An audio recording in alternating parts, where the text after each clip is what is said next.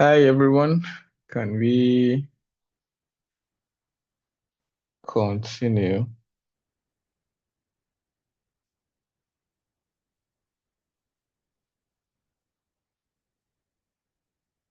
Hello everybody. Hi, coach. All right, welcome back. Let's look into cron jobs.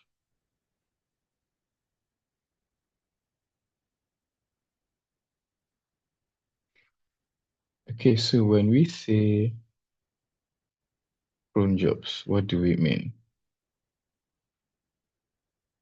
There are ways we schedule tasks and the service of Linux that helps us to do that are called cron jobs. Okay, cron jobs are to schedule tasks. You want to get something done at a specific time, and then you don't want to rely on the alarm clock on your phone, or you are not at your server or at your computer at that time, okay, then you can use cron jobs to get things done. Okay. There will not be need for the plenty literature around it. Okay. Now, every user have their own cron jobs. Are you with me? Every user have their own cron job. So what I mean by that is the current signed in user is EC2 user. So if I create a cron tab, it is likely that cron tab is owned by EC2 user. Okay.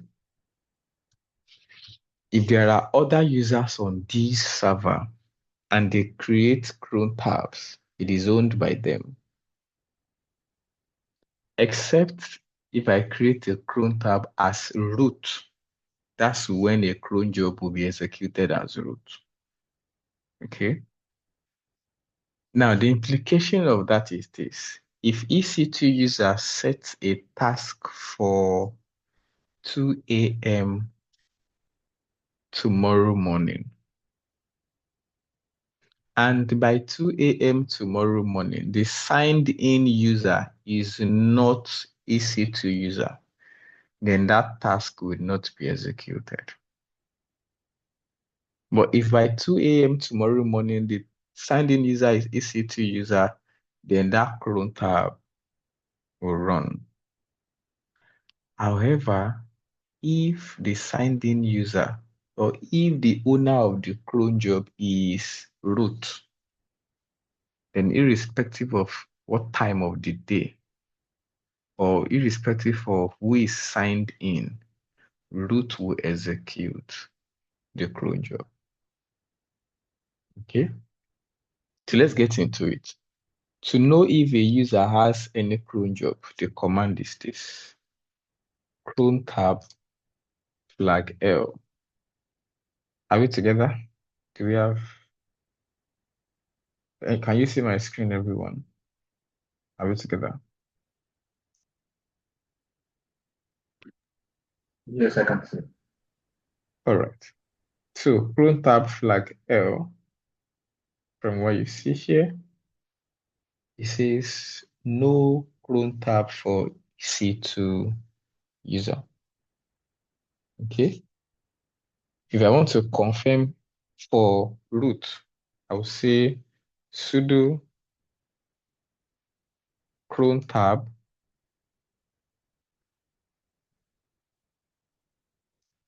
flag U for any user now, but which user this time around? Root flag L. You see, so the command is cron tab flag L, meaning list the clone tabs for this user. But if I want to know for a specific user, then I will first add the flag. Flag you meaning user, then which user root, then list for that user for me, flag L. Okay. Let's say there are other users on this server. I'll say flag U, the name of the user, flag L. So currently there are no clone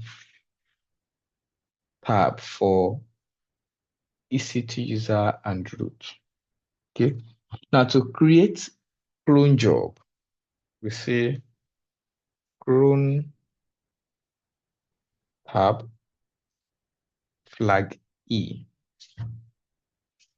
Clone tab flag E is the command to set up clone jobs. And that's it. Okay. So it is inside here that I'm now going to be what? Listing my clone tabs. But because I probably have done it on this server before, that's why it's not giving me the initial welcome note. Let me do it on another Linux server. It's the same command, irrespective of the distro of Linux. Clone tab flag E. Good. So the first time you'll be setting up clone tab on any Linux server, you will have uh, this kind of inquiry for you to select the kind of editor you want to be using for your clone job. Inside Amazon Linux, this editor, you will know this is VI. So I will have to press I here. Okay. But this is Ubuntu. That's because at some point here, I have selected that you should be using VI for me. Okay. But look at this. This is the first time I'm doing this here. So it's saying if I want to use Nano as my editor, or I want to use VIM basic or VIN tiny or VIN edit or editor. Okay. So let's use Nano here. Nano or VI, I've showed you both. And this is what I want you to see. Okay. Each task. So even if you are running this command on Amazon Linux, it will still show you this in the first time. So let's read it together. Each task to run has to be defined through a single line, indicating with different fields when the task will be run and what command to run for the task. So what this is saying is all clone tabs must be on a single line. Unlike when we are setting up bash scripts that we can enter a command, the first line, go to the next line, enter that command. Okay. Now, what do you notice with this file at first? You notice that all of them carries what? Hashtag to show you that currently everything inside this place are all what? Are all comments. Okay. So let's read the third paragraph. To define the time you can provide concrete values for minute represented with M, hour with H, day of month, that is DOM, then month with MON, and the day of week with DOW. And then you can use asterisk in any of these fields. There are 5 fields.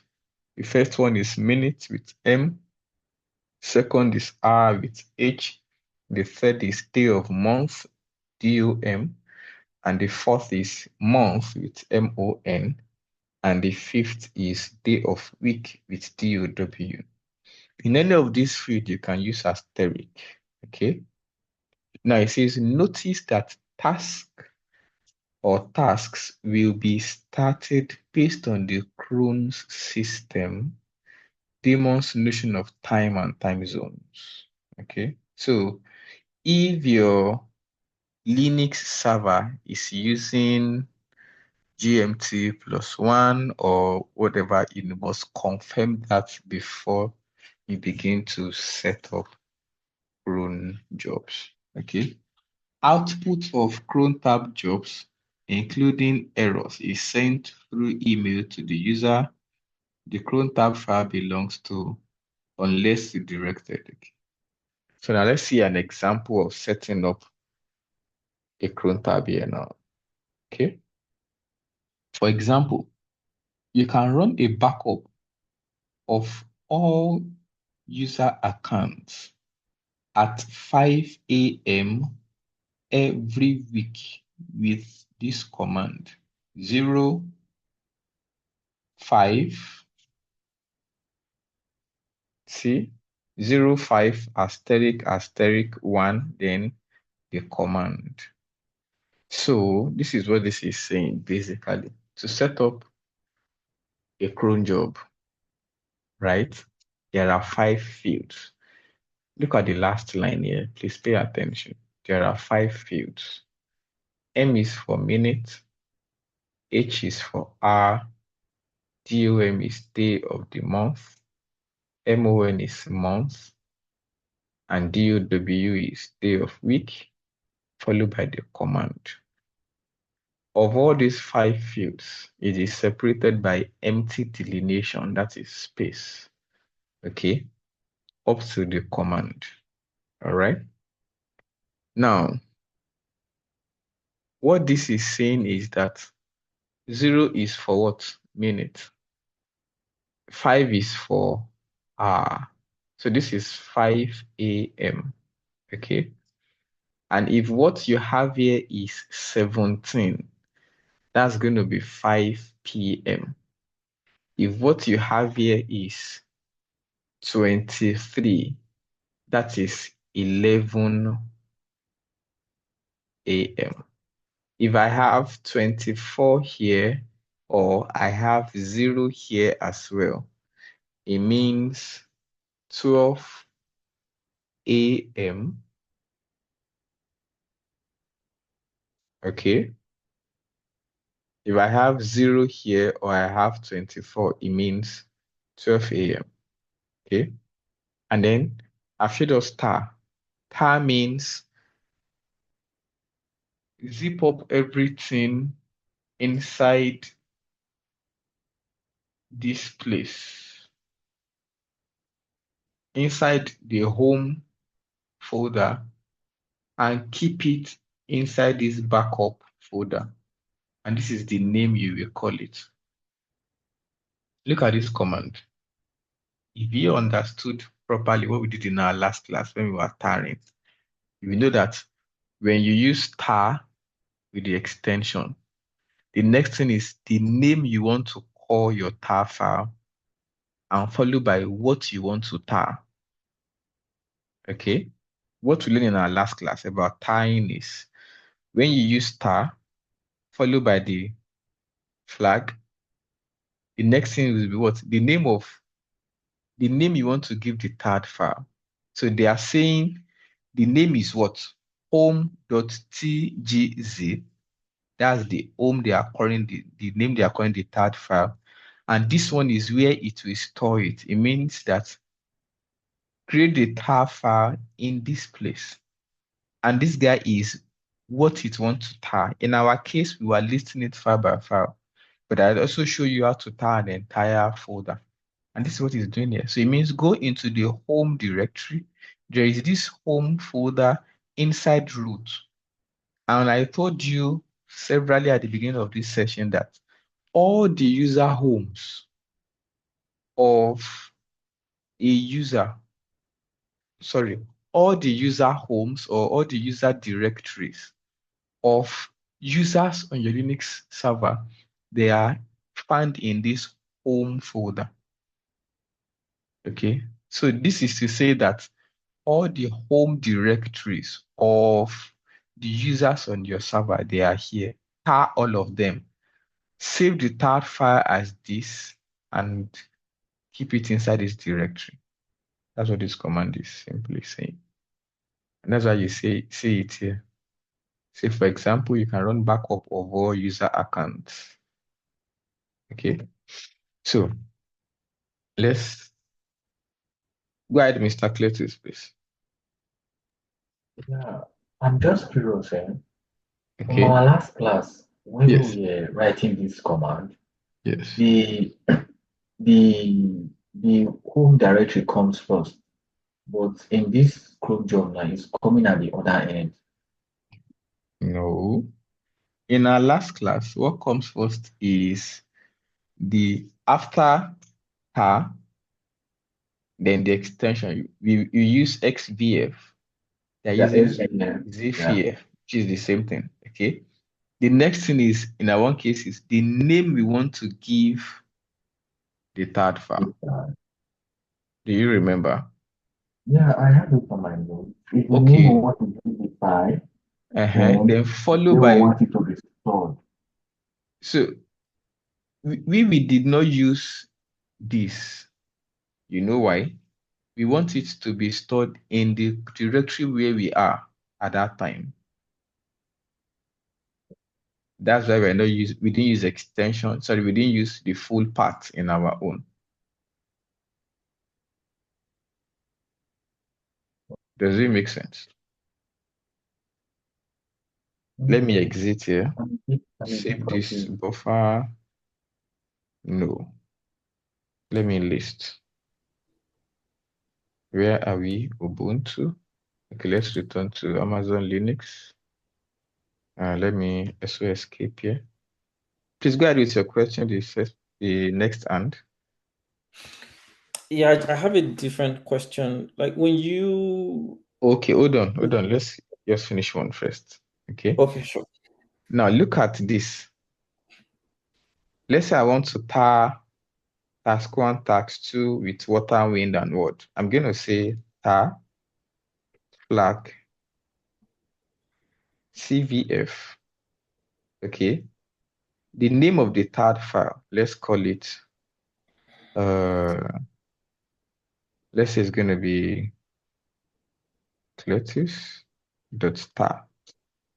And then what I want to tar, task one, followed by task two, followed by water, followed by wind, followed by world. This is what we did in class. Okay. But if with this now, it's going to save this cletus.tar in this same directory.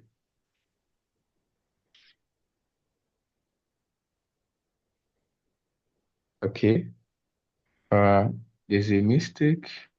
Okay, so it was unable to do for world, and you know why already. Do you know why? Because word is owned by root. No. The problem here was not a permission problem. The word here is not the same as the word here. I told us Linux is case sensitive. The Oh, word here starts with a lowercase w. The word I wanted to type is what? Uppercase. That's why it says what?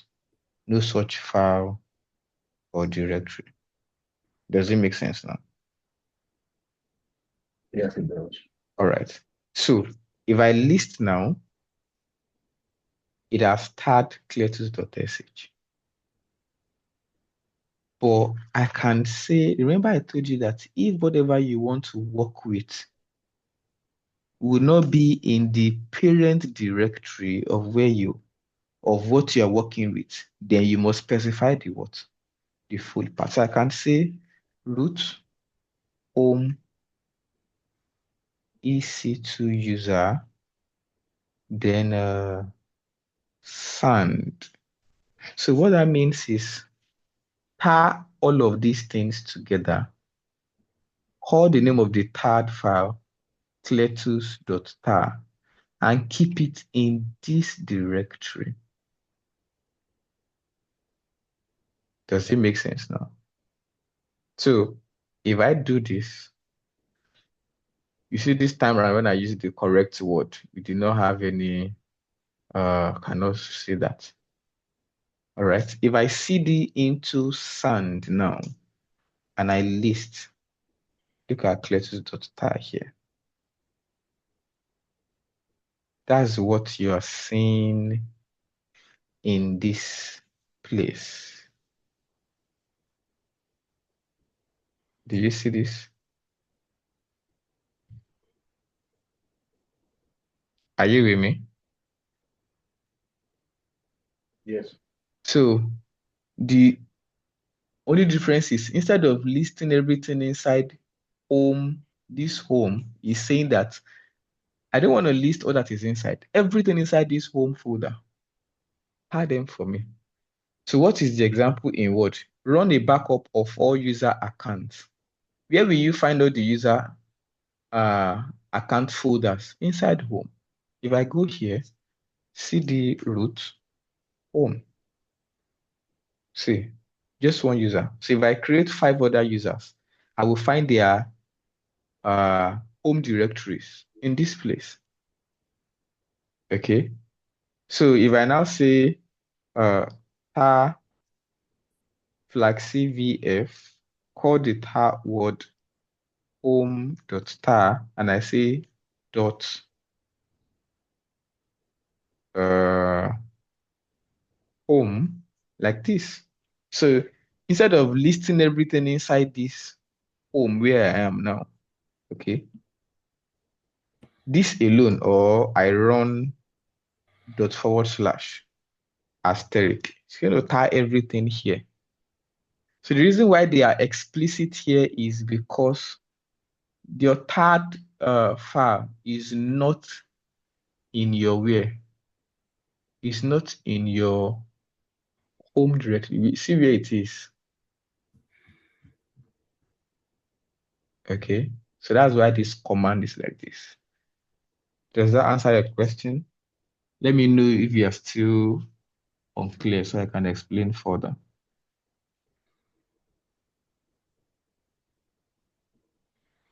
No, I'm good now. Thank you. All right, so you understand this command Yes, I do. is not anything different from what you've learned. The only thing here is they specify the folder where the third file will be, which is backups folder. Backups folder is inside var folder. Var folder is inside root folder. So this, their third file will be inside this place. And what are they tying? Everything inside home directory, this home folder. That's what they are tying. Okay. The next person, please go ahead with your question. Yeah, so I was just trying to figure out. So in this example here, where you have this command to back up all the user homes Yes. into this file, is there a way that the backup kind of like identifies which user and has a particular backup, like the Yes. output of this command? Yes. So if I have EC2 user here, and I also have, okay, I didn't even need to do that. Let's go and find a third file. CD sand. No, let's go to our user home, clear, CD sand. Let's list. Look at cletus.star. Do you see that? If I list it, tar flag tf, cletus.star, do you see the folder for water, folder for wind, folder for world? Okay. So this could have been the folder for EC2 user. This could have been the folder for Cletus user. This could have been the Okay, folder for Theophilus user.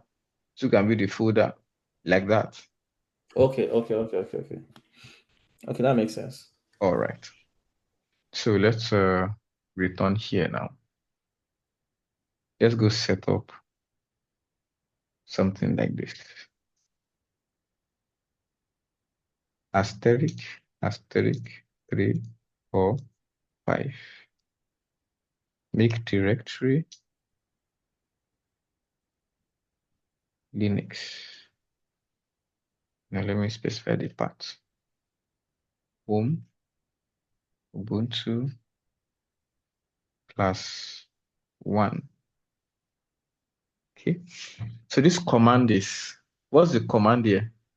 Create a directory where? Inside Ubuntu user home. Is that correct? Is this command clear? Yeah. Hello, class. Is this command clear before we get into explaining Yeah, others? yes, it is. Beautiful. So if I turn this guide to 30,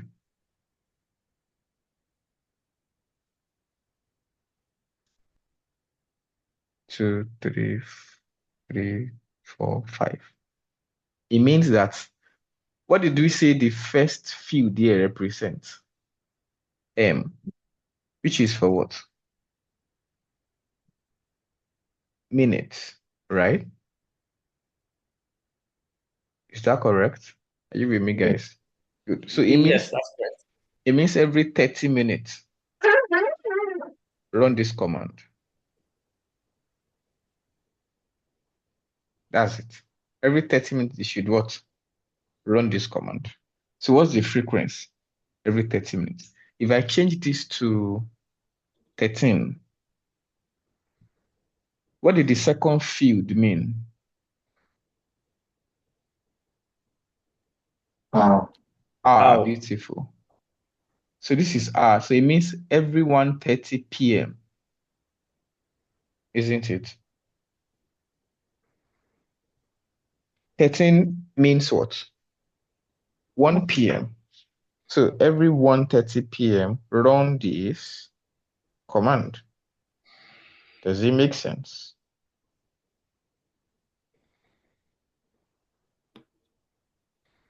Hello?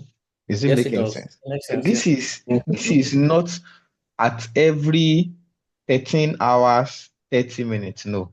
This is once it is 1:30, run this command. Okay. If I change this to 28, do you think, can you guess what this becomes? Can you try, attempt it? Every 28th day of the month at Beautiful. 1:30, run this command. Excellent. Thank you. So Mm. what's the schedule of this task? What's the frequency of this task? Once a month. Beautiful. Monthly. Okay. So if you want a command to run monthly, you see it here. Okay. So if I put star here, and I also put star here, every 28th day of the month, at every minute. So this will happen once a month, but every minute be running this what? This command. But if I turn it to 45, this becomes every 28th day of the month at 45 minutes intervals. Run this what? Run this command.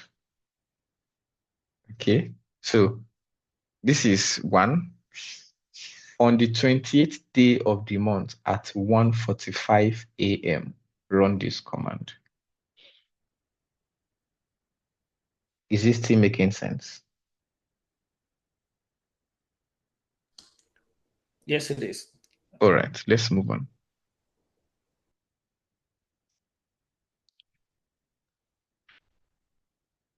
If I keep it at 31, does it still take a monthly command, a monthly frequency?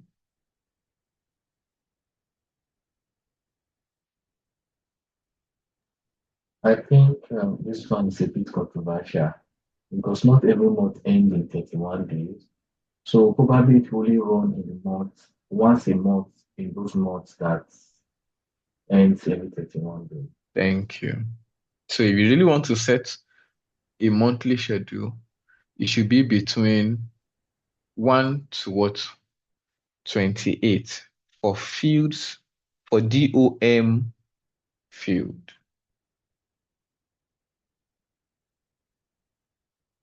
Do you get that? For day of the month field, set it to between 1 to what? Every month has 1 to 28 days. So either use 1 or use 28. But if you use 30, February does not have 30. So it means in the month of February, this command will not run. This could be a simple way of doing a backup. Okay, so let's see as 28. If I change this to 9, what does this become now?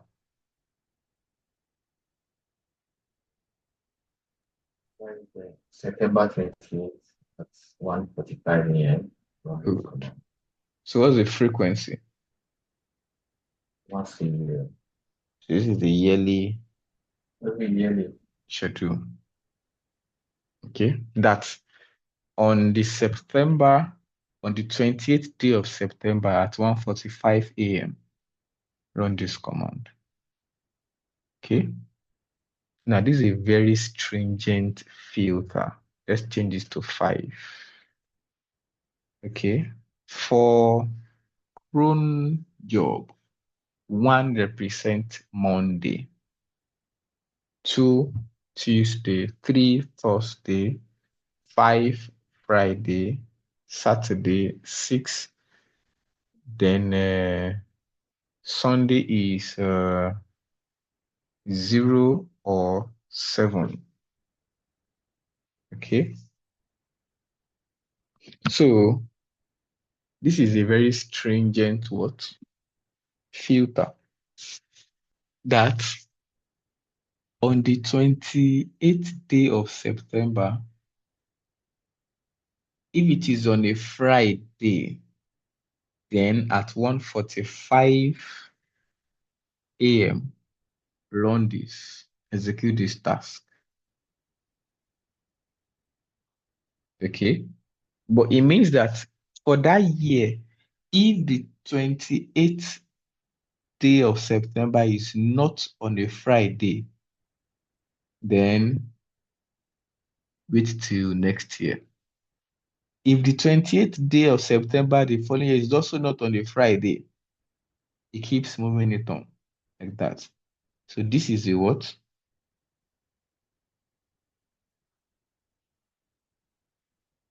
This is a very stringent filter. Okay. So let me tweak this a bit.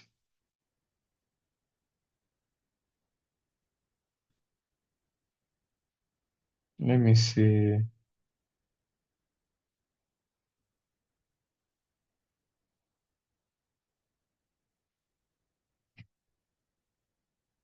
this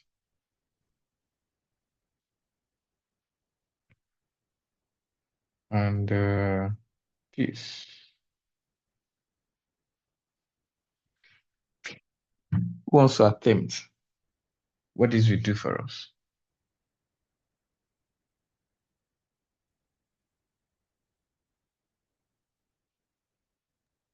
Can you see this? Who wants to try? This this is the weekly command. Every Friday at 1:45 a.m. Run the Be- command. Beautiful. So you see that day of the week is not useless. Okay. So every Friday at 1:45 a.m.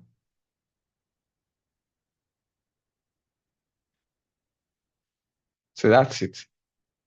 So let's go and quickly run one. But before you run, check dates first. The date here is Tuesday, 3rd September at 2:35. Can we use that to run this? Let's keep it at 37 to what we are in September, day of the month, 3 month 9, and then it is, what did you say it is again? Tuesday, that accepted to 2 is a very strict one. I know it will work. And then we say you should execute this. So let me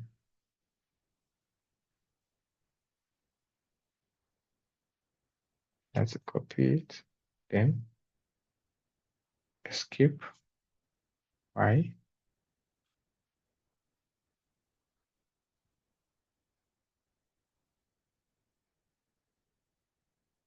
Okay, so and we confirm flag L. So flag L means we have a cron tab. Okay. So at 2:37, we expect that it will go and create a directory here and call the directory class 1. Okay. Now, this one we just did is for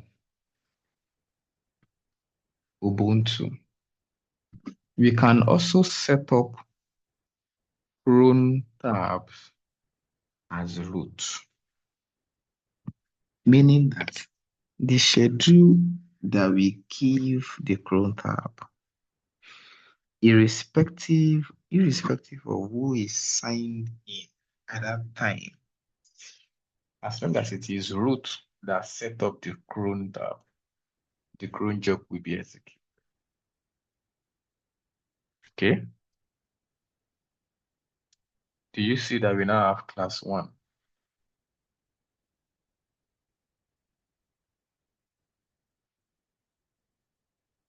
Hello. Can you see class 1 now? Yes, I can.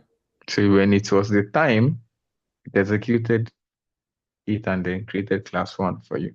So the same thing, if you have been asking it to update the server, so what do? You just come, uh, come here, and then I can say paste this, and then you put the command sudo apt update and sudo apt upgrade flag y. Okay, I can see do that at 40. Okay, I can also go ahead and say do a backup flag cvf, save the backup in home, in Etsy, and call it backup.tar. What are you backing up? Everything inside the SAN folder. Ubuntu, SAN, everything in this place. Back it up. Okay, what's the frequency? I want you to do the backup at 40 as well. Control X, Y. All right. So it will soon be 1 minute more. You expect that to run. Now that is you scheduling task. You can also schedule tasks to be at uh, hourly. Okay. So instead of you going to run something hourly or scheduling the task, like say, uh, I mean, let's go to flag L.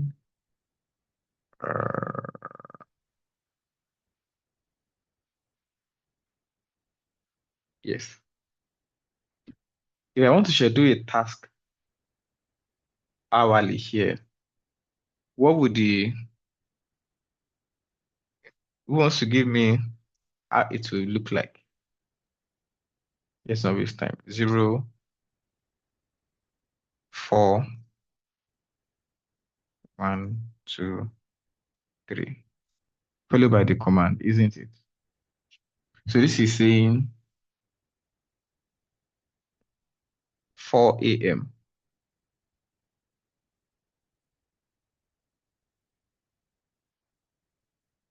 So is this hourly?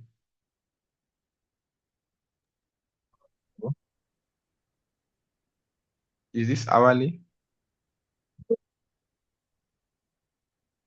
No, no, this now.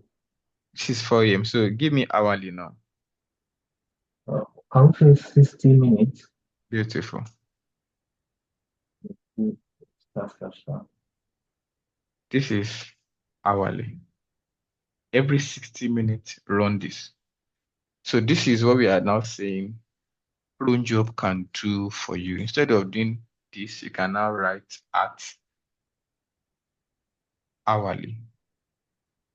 Okay. Or you can say at reboot. It means that whenever you reboot or you restart a system, run this command. At hourly means that once it is the 0 clock of any hour, run the what? The command. Does it make sense? You can also say at monthly. Once it is 12 a.m. of a new month, run this command. That is also part of what cron jobs can do for you. Does it make any sense?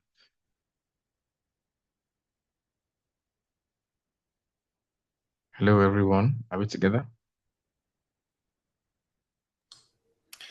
Yes, it makes sense. We are together. Good. So let me, because there's nothing here. So what do I do? I just comment it out.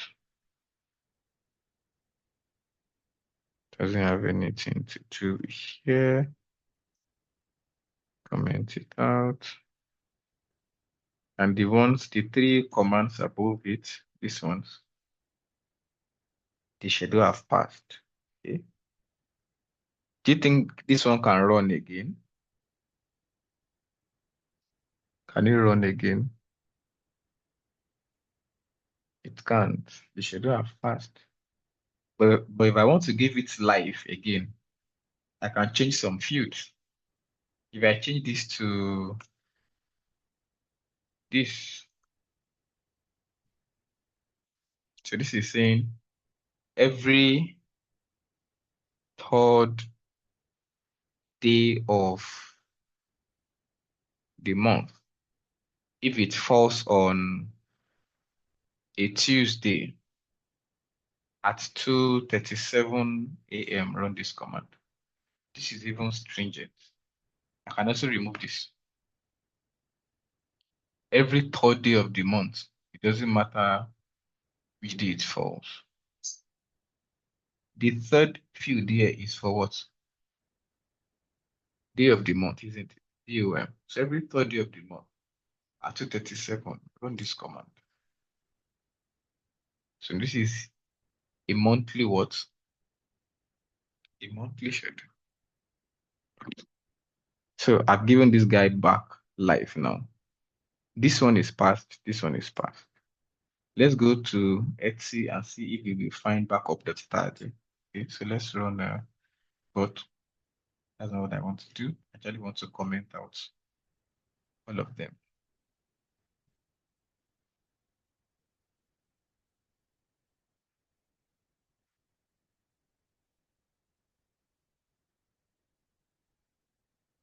Okay, so exit, yes. Let's cd into Etsy, then list and pipe and grep for me if you will find sand.star.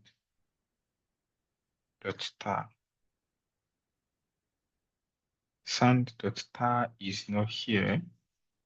She probably did not run that command. Let's see.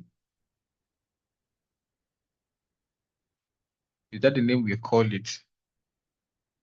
The tar file.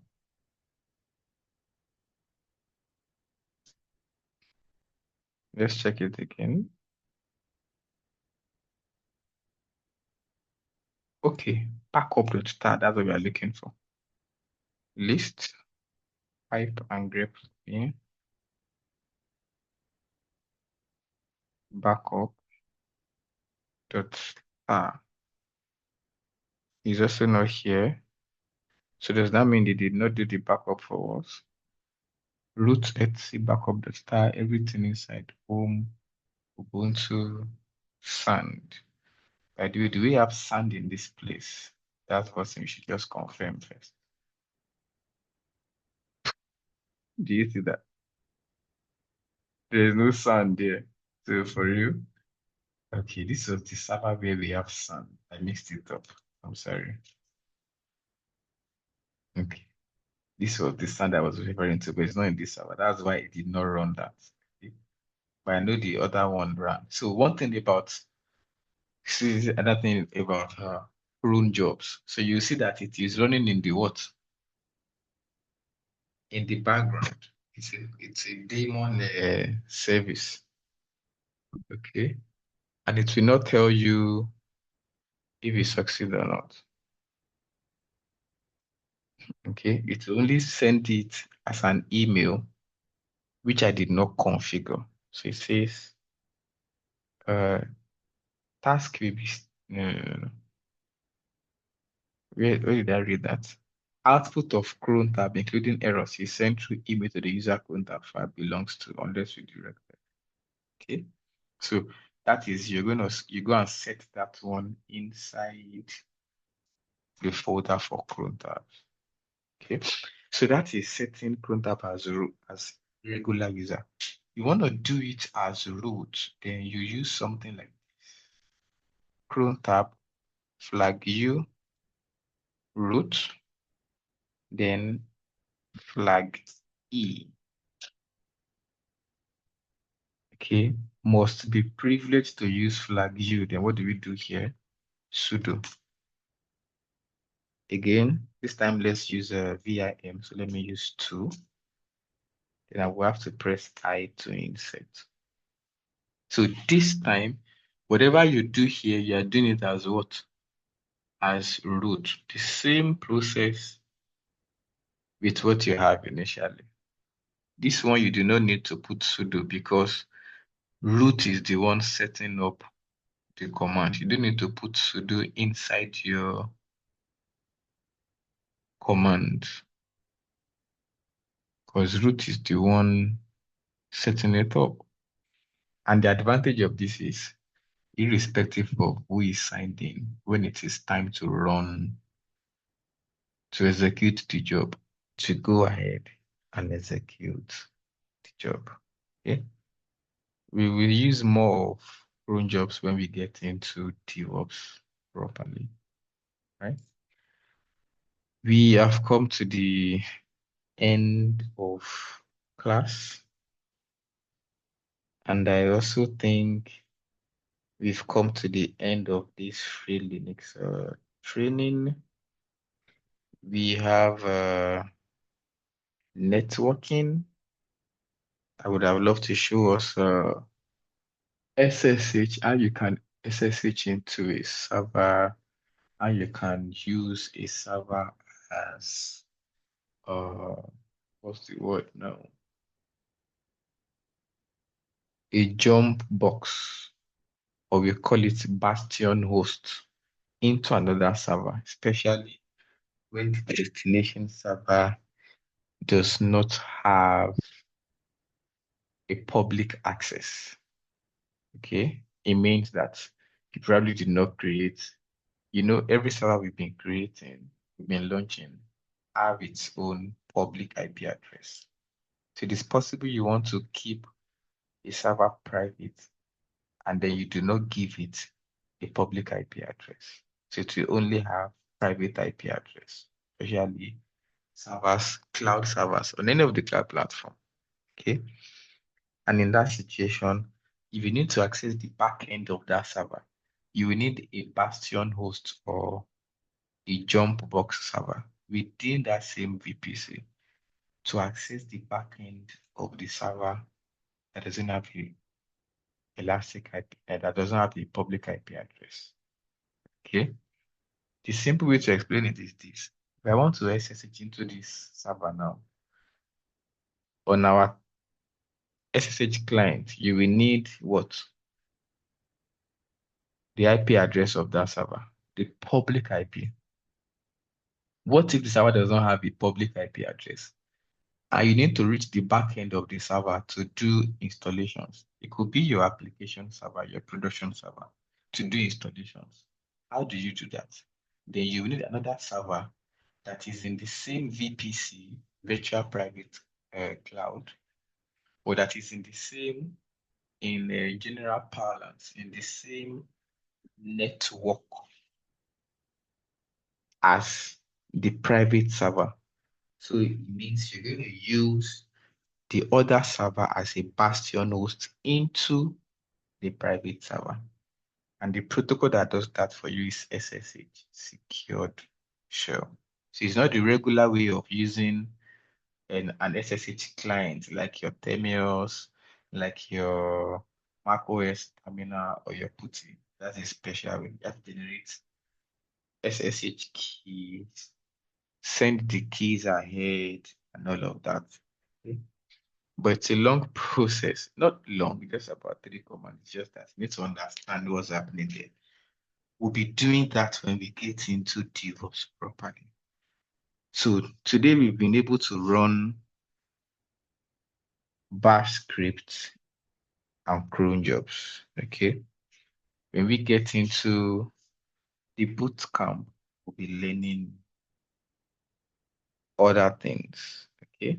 Recording so that others that watch can also. For the boot camp this time around, we are offering additional 1 month, which is going to be project only. So when we are done with the 4 modules, AWS, cloud architecture, cloud administration rather, then IAC, infrastructure as code, then DevOps 1 and DevOps 2. That's 4 months. We'll now do extra 1 month, which is going to be project only.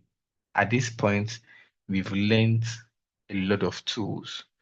We treat about 4 or 5 projects, okay, to solidify what we have learned. DevOps projects. We do normally do it in past bootcamps, but this time we're going to do it as well, okay? And then this time, we are also going to assist trainees with their job interviews, but there's a filter. It must be non-video interview and it must be technical interview. We won't attend the interview where they are discussing price. You do that. So what I mean by non-video technical interview there are some jobs that requires you to go and complete a test. They give you access to the server. They give you time and date before you complete that test. Otherwise, the access they give you will expire. or they give you a project to go and run, then they ask you, do this project, put it on your GitHub account, and give us access to your GitHub account so we can go and see what you've done there. Or they even give you access to their own GitHub accounts to go and put your project documentation there. So those kind of interviews we're going to attend two. So if it is we attend the first one, do the second one, the third one we expect should be able to do the rest of it by yourself. And why we are doing that with you is so that to ensure your hand is firm these interviews. Okay. But interviews that are going to be video interviews, you're going to be attending that yourself. I'm not appearing in anybody's during interview. Okay. And then another benefit this time around is you now have access to resources. Our resources, apart from the ones we'll be sharing with you that pertains to the boot camp, you have access to these ones if you have paid, but extra resources that can help you build up yourself. We'll be giving free access to them. So I think she's gonna send all of that email with payment. Okay? And then we are hoping to see you when the boot camp starts. However, if you have any challenge, any question, please reach out to me or reach out to Mrs. Buckner. Okay. Thank you, everyone. Is there any question?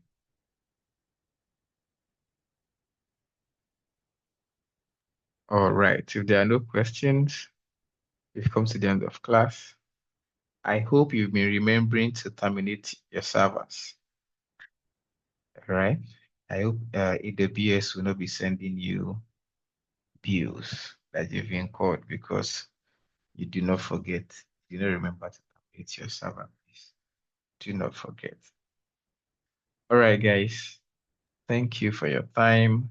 Bye. Thank Thank you. you. Thank you.